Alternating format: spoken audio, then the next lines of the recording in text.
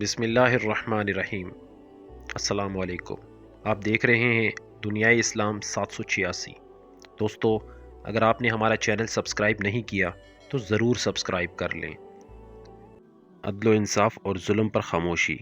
قانون کی کلاس میں استاد نے ایک طالب علم کو کھڑا کر کے اس کا نام پوچھا اور بغیر کسی وجہ سے اسے کلاس سے نکال جانے کا کہہ دیا۔ طالب علم نے وہ جاننے اور اپنے دفاع میں کئی دلیلیں دینے کی کوشش کی، مگر استاد نے ایک بھی نہ سنی اور اپنے فیصلے پر ڈٹے رہے۔ طالب علم شکستہ دلی سے اور غمزدہ باہر تو نکل گیا، مگر وہ اپنے ساتھ ہونے والی زیادتی کو ظلم جیسا سمجھ رہا تھا۔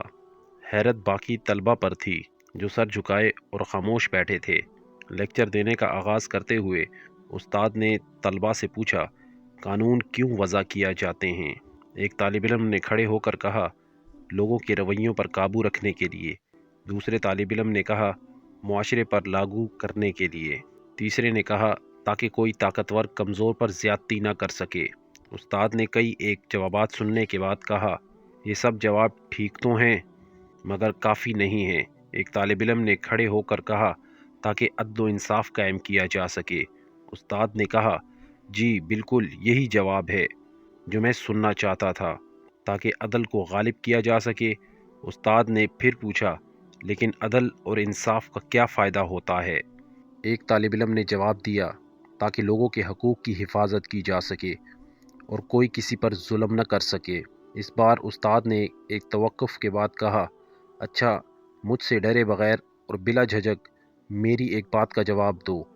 کیا میں نے تمہارے ساتھی طالب علم کو کلاس روم سے نکال کر کوئی ظلم یا زیادتی کی ہے؟ سارے طلباء نے بیک زبان جواب دیا، جی ہاں سر، آپ نے زیادتی کی ہے۔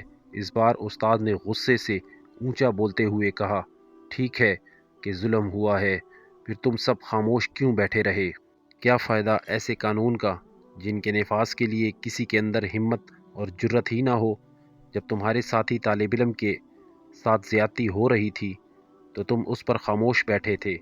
اس کا بس ایک ہی مطلب تھا کہ اب تم اپنی انسانیت کھو بیٹھے ہو، اور یاد رکھو جب انسانیت گرتی ہے تو اس کا کوئی نعم البدل نہیں ہوتا۔